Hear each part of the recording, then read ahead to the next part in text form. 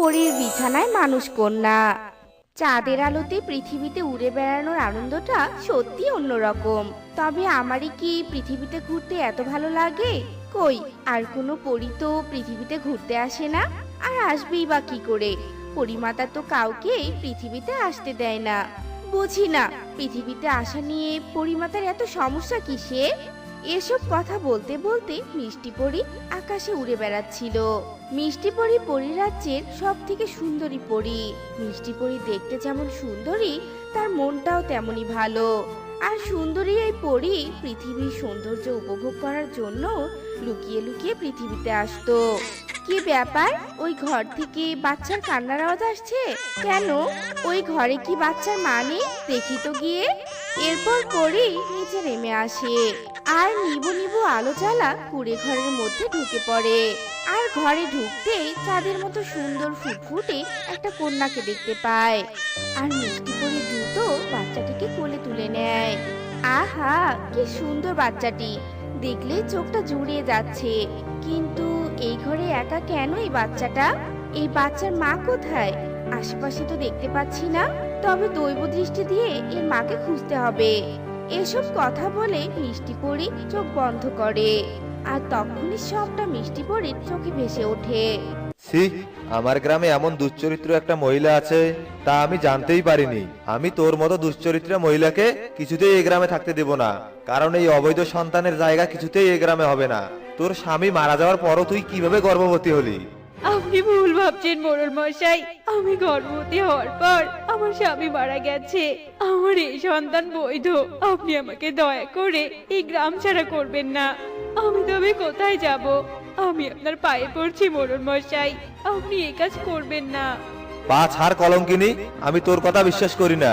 তোর কারণে আমার গ্রামের মানুষের মনে বাজে ধারণা তৈরি হয়েছে। আমি চাই না লোকজন এ নিয়ে আর কথা বলুক। তুই যদি এই গ্রাম ছেড়ে না যাস তবে তোকে আমি এক ঘরে করে দিলাম। তবে থাক এবার। এসব কথা বলে মোড়ল লাঠি দিয়ে মিতালিকে ফেলে দিয়ে চলে যায়।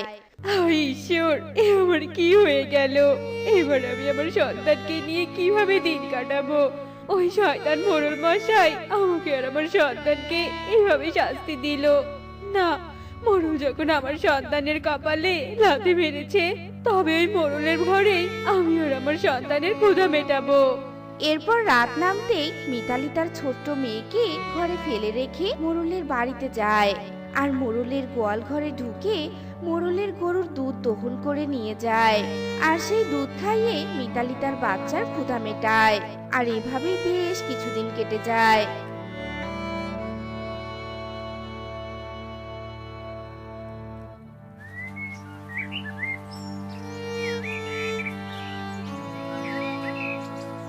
কি ব্যাপার রে হরি, তোর গিন্নিমা বলল আজকাল নাকি গরুর দুধ কম হচ্ছে। তা বলছি, গরুগুলোকে কি ঠিক মতো খেতে দিস না নাকি? না না বাবু, আমি তো ঠিক মতোই গরুকে খাওয়াচ্ছি, কিন্তু সকালবেলা দুধ দোয়াতে গেলেই দুধ কম হচ্ছে। আমার মনে হয় রাতে কেউ গরুর দুধ চুরি করে নিয়ে যাচ্ছে। বলিস কি রে হরি, গরুর দুধও আজকাল চুরি হয়? বলছি হরি, ব্যাপারটা তবে এবার ভালোভাবে পর্যবেক্ষণ করতে হবে। এরপর মোড়ল হরিকে একটা বুদ্ধি শিখিয়ে দেয়। আর সেই অনুযায়ী হরি কাজ শুরু করে।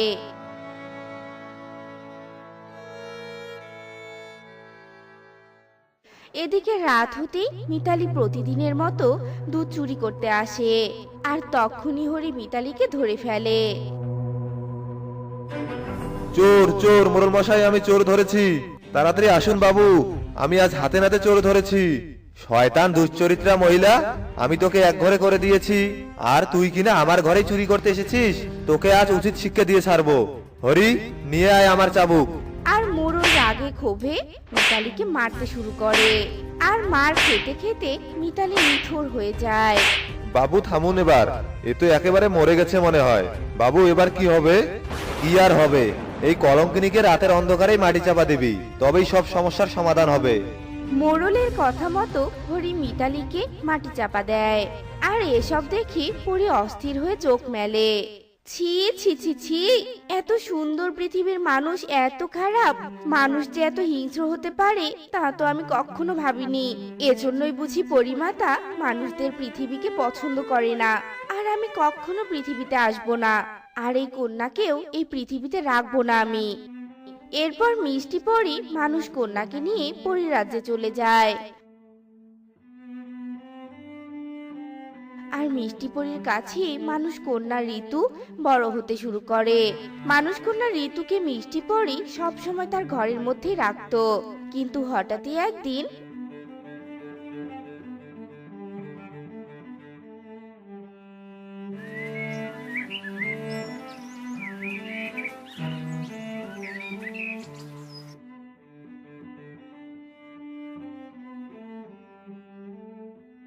এ কি মিষ্টি পরীর বিছানায় মানুষ কন্যা?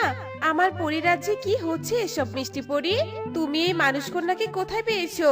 আর তোমার ঘরে একটা মানুষ কন্যা বেড়ে উঠছে, অথচ সেটা আমরা জানতেই পারলাম না কেন, বলো তো? মাফ করবেন পরিমাতা, আপনি মানুষদের পছন্দ করেন না, তাই আপনাকে এই ব্যাপারে জানানোর সাহস করিনি আমি। কিন্তু পরিমাতা, আমি বাধ্য হয়ে এই মানুষ কন্যাকে পরিরাজ্যে নিয়ে এসেছি। আপনি ঠিকই বলেছিলেন পরিমাতা, পৃথিবীর মানুষেরা সত্যি অনেক নিষ্ঠুর। সত্যি মানুষরা কঠিনতম কাজ করতেও একবারও ভাবে না। আমি অভিজ্ঞতা ছাড়া কোনো কথা বলি না, কিন্তু তুমি একটা পরী হয়ে মানুষ কন্যাকে আনতে বাধ্য হয়েছো মানে? আমি তো তোমার কথা কিছুই বুঝতে পারছি না। এরপর মিষ্টি পরী সব কথা পরিমাতাকে খুলে বলে। আর এসব কথা শোনার পর পরিমাতা মানুষ কন্যাকে কিছুতেই মানতে পারছিল না। যাই হোক না কেন, আর তুমি যত এমন করুণ কাহিনী শোনাও না কেন, আমি কোনো মানুষ কন্যাকে আমার পরিরাজ্যে স্থান দিব না, বুঝতে পেরেছো? এতটা নিষ্ঠুর হবেন না পরিমাতা, আমি অনেক দিন ধরে এই বাচ্চাটাকে কোলে পিঠে করে বড় করেছি মাতা। এই মানুষ কন্যাকে বড় করতে গিয়েছে আমার মাঝে মাতৃত্ব জেগেছে। আমি আমার সন্তানকে কিছুতেই কোলছাড়া করতে পারবো না মাতা, আপনি একটু দয়া করুন। আর মাতা, আপনার তো মানুষকে নিয়ে সমস্যা, তবে এই কন্যাকে আমরা পরীতে পরিণত করতে পারি, তবে তো নিশ্চয়ই এই বাচ্চাকে পরিরাজ্যে ঠাঁই দিবেন। তবে দিন না মাতা, আমার কন্যাকে পরীতে পরিণত করে। আমি জানি আপনি মহাশক্তির অধিকারী। এসব কথা বলে মিষ্টি পরী হাত জোর করে কান্না করতে থাকে। আর মিষ্টি পরীর চোখের জলে বাধ্য হয়ে পরিমাতা ঋতুকে পরীতে পরিণত করে দেয়। তোমার কান্না আর মাতৃস্নেহ দেখে আমি আর নিজেকে পাথর বানিয়ে রাখতে পারলাম না। তোমার কন্যাকে পরী বানিয়ে দিলাম আমি। তবে এবার তুমি তোমার কন্যাকে পরীদের আদব কায়দা শেখানো শুরু করে দাও। এসব কথা বলে পরিমাতা চলে যায়। আর মিষ্টি পরী খুশি হয়ে ঋতুকে বুকে জড়িয়ে নেয়। তো বন্ধুরা, আমাদের আজকের এই গল্পটি তোমাদের কাছে কেমন লেগেছে তা কমেন্টে জানাতে ভুলো না কিন্তু।